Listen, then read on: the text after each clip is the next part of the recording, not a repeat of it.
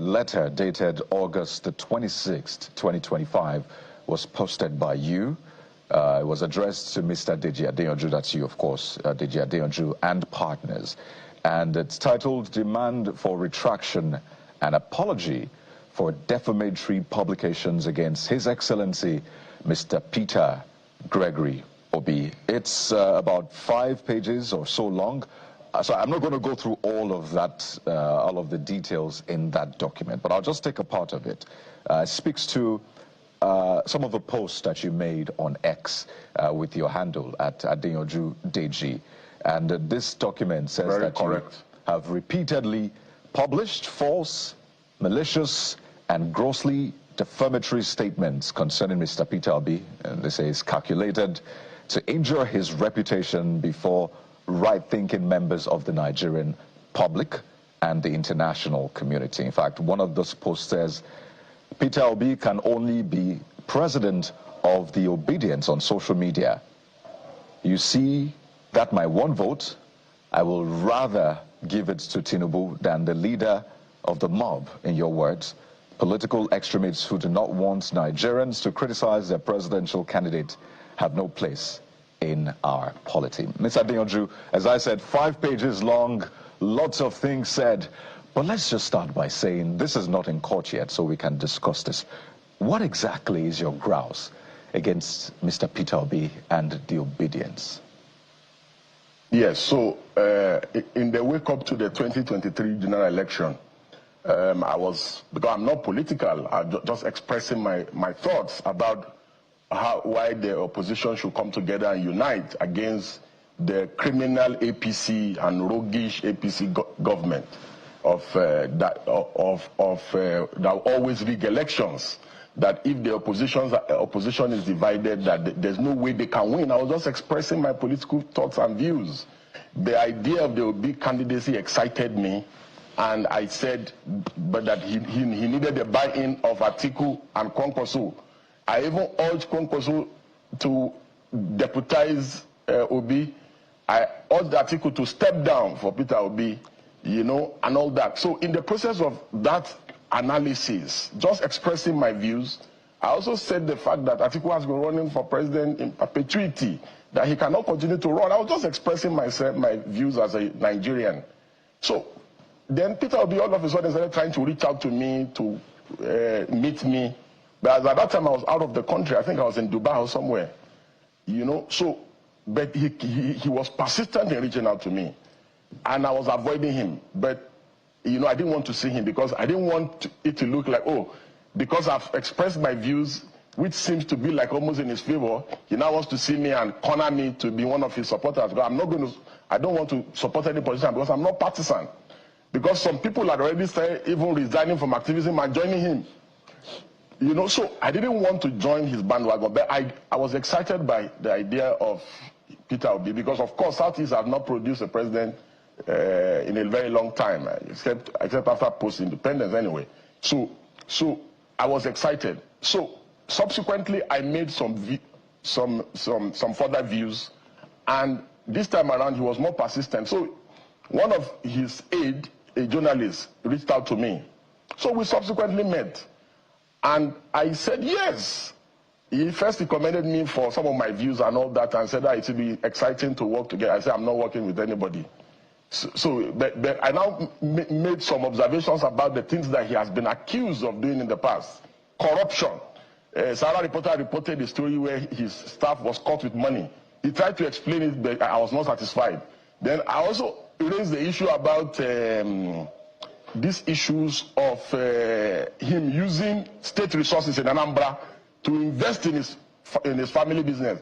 His explanation to me in his defense was that he had resigned from the company before he became a governor. I was flabbergasted. I couldn't just wait to get up to leave the place. I'm like, how can a man that wants to be president of Nigeria not see the clear abuse? You understand? That he has abused his office to do such a thing. He was justifying it. He didn't see anything wrong in it. I was completely disgusted. So eventually, I didn't want to disrespect him, so I wanted to leave. And then he got into, because we're like in the living room, it's like a suite. Then he got into a room and said, oh, please, he's coming. that he wants to go inside the room and he has something for me. So he brought one envelope or something like that and said, no, this is just a small thing. It's just for coming, blah, blah, blah. I said, I laughed. I said, that means you don't know me. I said, and you are friends with Mimiko, former Governor Mimiko and others. There are people that was close to you. You'll have asked them about me. If we do anything because of conviction, it's even me that will bring out of my money and support you. So he kept insisting that it's not like that, it's not what I'm thinking. I said, God forbid, I left. So, however, I never revealed what happened to anyone. So, I remember vividly, he went to, was it Egypt, to inspect some power or something. At the peak of the Ekiti election, when his candidate in the Labour Party was running. So I criticized and said, you should be in Ekiti and not in Egypt. And I said, because you want to be president, you must go and campaign for your candidate and try to win. His aides, some of these young boys that are around him, started insulting me that the reason why I'm criticizing him now is because that I was saying that he was okay, he was good. That the reason why I'm criticizing him now is that I brought a proposal to him and I demanded, is it 200 million or something? And that he told me that I said, me? And these are his close aides. So they started doing that. So I said, oh, because I had observed the pattern about them, that they terrorize people online, insult people, slander people. His mob, his obedient mob, were practically uncontrollable during the last election. So I said, okay, so these people do not even want dissent of any kind of criticism of their candidate of any kind. I said, okay, I'm not going to even leave Tinubu alone and now face them. Because we cannot have a situation in our country or in our polity where political extremism becomes the order of the day. And Nigerians are living witnesses to the things that eventually happened to the build-up of the last election. We have never had this kind of toxic political experience. Aside the Buharis, after the Buharis, the obedient mob is the most toxic political movement that we have ever witnessed in this country. They threaten Supreme Court judges, Court of Appeal Court judges, threatening artists, threatening Professor Wole Soyinka, insulted everybody in this country because of Peter. And so, what are the things I said? Everything I said is true. In a civil suit or criminal suit of defamation, justification, truth is a defense. What are the things I said? I said he's a political fraud, that he's parading himself as a messiah. Of course he is a political fraud. Didn't he swear that he will never leave Abga? That any day he leaves Abga, let something which I won't want to say on TV. But he left Abga. The only thing that I forgot to say, among the things that he should now add to his defamation suit, is that he's a political prostitute. Hobnobbing, and look at what he said about the people that he wanted to defeat in the last election. He said they operate a structure of criminality, but today he's with them. He has one leg in PDP, they are discussing with him, another leg in ADC, and he's still a member of Labour Party. Confused politician. So he should do his worst. All right, Deji, a lot has been said. We just allowed you to say some of the things, and of course your position is well noted, but we may have to be moderate with our words, given everybody you've mentioned, whether it's the APC, Peter Obi, and everybody. I know you speak without, no matter whose ox is God, but this is TV, so that we're within regulation. But given that has been said, there was also another suit, we understand, so that we established this. I understand you have also filed a suit against one of his followers. Is that true? It's his aide. It's one of his aide that always with him, one Sarah. In the build-up to the election, she called my wife a prostitute. That my wife, and he endorses these things because these are his aides. There is no way your personal aides will be attacking people. Your critics. They'll be attacking them, insulting them. There's no name. They didn't call me. They called me a terrorist. They called me a gun runner. They said I was the one that supplied his aides, his close aides. That was the one that supplied arms for gun running for Dino. What is my business with Dino? They called me a murderer. There's no name. They called me a blackmailer. Blackmailing who? This same Peter who cannot tolerate criticism today calls Sowore a blackmailer in chief because Sarah reporters ran the story against him. Is a political fraud. Okay, so and look at I called him a religious bigot. Of course, on this station, the former PDP chairman in Anambra in his state said he was the one that divided and started religious division in Anambra between the Anglicans and the Catholics. Look at what he did in the last election. Look at what he was discussing with my bishop, Bishop Oyedepo, the yes daddy thing, calling the election a religious war that he should be supported because the election is a religious war. He's a religious bigot. I've said what I said he should do his worst. Well, Mr. Adeyanju, because this platform is an international platform, let's measure our words. I know these issues will still be discussed in court, but for the purpose of this conversation, since he's not here to speak to those issues, we don't want to be seen to be insulting anybody's sensibilities. But those points, you've made them time and again on social media. I mean, people who don't know you will probably be shocked, but this is something you've done consistently. You're an activist, and you don't seem to be afraid to say your mind. But let's look through some of the other claims in that document that was addressed to you. Because a lot of people are wondering, why are you doing this?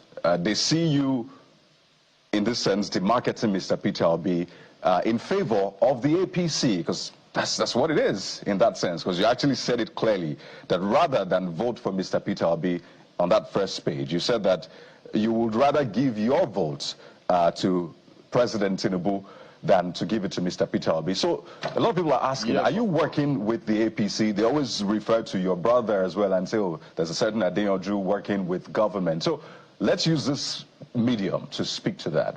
Are you defending or at least are you supporting the APC by demarketing Mr. Peter Obi?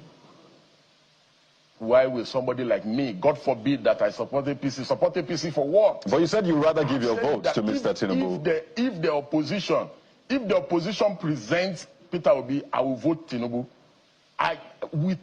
Because we cannot have a situation where people, a man who leads a mob that terrorizes people online, that cannot tolerate criticism, that call people all sort of, anybody that does not support their candidate is an enemy of Nigeria. Anybody that does not support the candidate has been paid, has been compromised, is supporting the government. Who has Peter Obi criticized this government like the way I've criticized? Does Peter Obi even know what democracy is? What sacrifices has he made for democracy? Look, we have put our line on the line for this country, for preservation of democracy, at personal expense of prosecution. What kind of charges have we not faced in this country? At a time, I was almost charged for terrorism. They've charged me for all kinds of offenses in this country. So what are we talking about? What does this person know about democracy or preservation of democracy, for God's sake? What we are saying is that we must sanitize our polity, that we cannot have a country where people who terrorize others, who do not appreciate that people have the right. Look at what they did to Joke Silva during the election. They had artists and Nollywood people supporting them. Nobody terrorized those people. But they terrorized that woman and other people, because she decided to support Tinubu in the last election. People have the right. I have the right. I have never voted a bad candidate, in my opinion, before. I have never voted a bad candidate before, in my opinion. In 1999, I voted Obasanjo. In 2003, I abstained. In 2011, I voted Goodluck Jonathan. In 2015, I voted Goodluck Jonathan again against the so-called lovers of democracy who wanted Buhari. I said, there's no way somebody like me can vote Buhari, a man who truncated democracy, and his antecedent. And I was vindicated. I said, Buhari's mob, they will suppress freedom of speech, freedom of expression. They will drive Nigeria into autocracy and militocracy. And that was what happened. I was vindicated. In 2019, Buhari didn't even allow me to vote. He arrested me and locked me up in a prison in Kano because I couldn't vote. In 2023, I voted Omaile Sowore. So I have never voted a bad candidate before, in my opinion, in my view. And if the opposition makes the mistake of presenting Peter, I will vote Tinubu, just to prevent Peter Obi from emerging as president. Because we cannot have a nation Mr. Adeyanju, where the leader of the mob will run our country. Mr. Adeyanju, I'm happy you posited that there's a sprinkle of that extremism across board. You've mentioned Buhari, you've mentioned things around the APC, you've mentioned things about Peter Obi. But just a moment.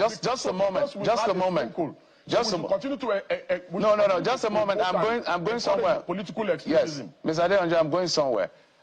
Everybody knows your antecedent. I don't think that is not in public domain. So let's speak to it. And that has to do with the fact that with the route you're going in terms of the, is it fire for fire or response for response, isn't yourself now descending to the same space or the same pedestal or the same bottom of that cliff that you're trying to say people should not descend to with the action you're taking already? If you get my drift. You see, Peter, if Peter does not want to be criticized, he should go back to his house and be eating jollof rice. Anyone who puts himself up for public office must be criticized, must be scrutinized, must be insulted. Anybody who feels too big to be criticized or too big to be insulted, and it is his mentality that his aides and his obedient mob, that is the same mentality they have. That, oh, our candidate cannot be criticized, but Tinubu can be called a drug lord, Atiku can be called a looter, a thief. But our candidate cannot be criticized. Supreme Court judges can be named and shamed. Court of Appeal judges can be intimidated and criticized and even say they should go and lynch their children. You understand? But our candidate, we draw the line when our candidate is involved. So this is the political hypocrisy of these political extremists that we must never allow in our polity. We saw it under the Buharists. They didn't want anybody to criticize or analyze their candidate. And it is the same thing. Mr. Peter was the one that put himself up to be president. If he doesn't want me to criticize, I'm not insulting any obedient, I'm not insulting anybody. It is the man that has put himself up for president. I'm analyzing. I'm saying that, oh, as governor, you did this. You went around churches in this country to go and say church should take back their country. You spoke with Bishop Oyedepo and said that the election is a religious war. Therefore, you are a religious bigot. There's nothing I'm saying that is not in public domain. There's nothing I'm saying, or there's nothing I've said, or the things I've said. The only thing else that I forgot to say is that he's a political prostitute, which I've now added. So you should add it to the suit. Well, Mr. Adeyanju, you are a lawyer. I know you. If you can hear me, you are a lawyer. I know you've had to respond to people who said, yeah, just 2 years at the bar. They've called you baby lawyer in that sense, but hey, you've been speaking at the NBA. And it is within their right. It is within their right to insult me and to criticize me. It is within their right. Okay. Because I'm in the public. There you go. But that's not where I'm going to. I just want to posit that you're a lawyer and you know how weighty some of these words are. If you go to the page 2 of the letter written to you, you used words like fraud. You use that to describe Mr. Peter Obi. I mean, you use the other word. I've reported it here. I say it's a political fraud. But I'm not done. You've used terms like thief in the post on X, even scum and the rest. I mean, aside the fact that you're a lawyer, a lot of people see you as a gentleman. And, I mean, there are ways you can approach these issues without using those words. Why? On those same spaces, social media, there are young Nigerians who look up to you. And they say, well, I want to be like Mr. Deji Adeyanju. But when they see you using these sort of terms, they wonder, aren't there other ways to approach this without descending into the gutter, as Jeffrey said, being who you are? Yeah, I didn't get that last part. I said, aren't there ways to approach this without seemingly descending into the gutter? I understand the context of the question. I understand the context of the question. So, simply put, very simple. Everything I've said is directed at Mr. Peter Obi. Everything I've said. And if you look at how the conversation started, I was not the one who initiated the criticisms. All I did was I criticized him and said, why should you be in Egypt when you have an election in Ekiti to win? Go and they came at me.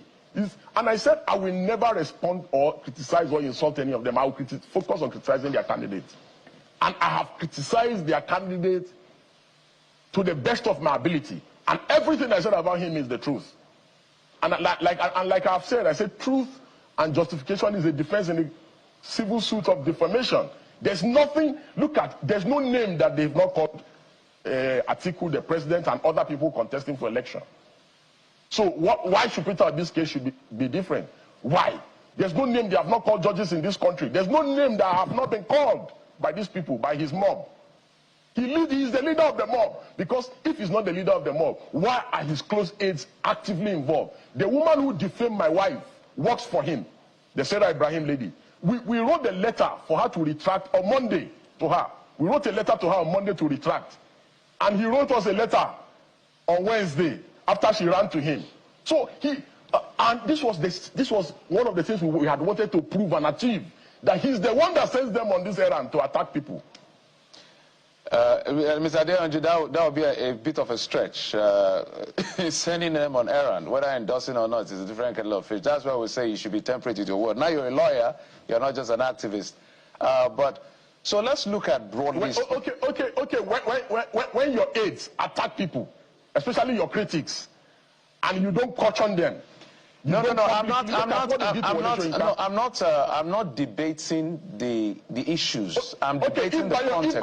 If Bayo Ononuga insults Peter Obi, it is assumed that it is Tinubu that is doing it. I understand what you're saying. Because Bayo Ononuga works for someone.